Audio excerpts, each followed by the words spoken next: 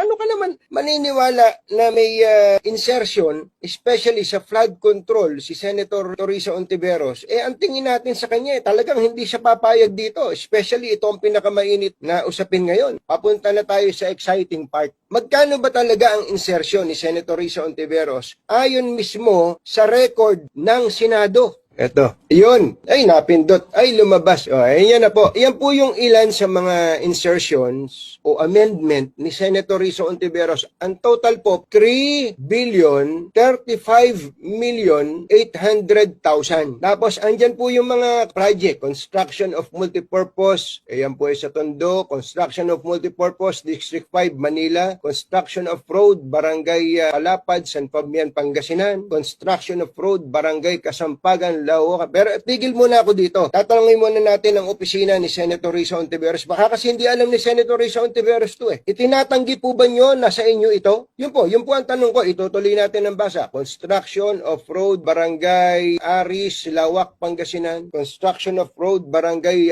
Domingo, Alarcio, Lawak, Pangasinan. Construction of road, Sitio, San Jose, Kakandongan, Natividad, Pangasinan. Construction of multipurpose building, Teen Center, San Fernando, La Union. Construction of Barangay Hall, Barangay Buanta, Bawang. Mga magagandang proyekto po ito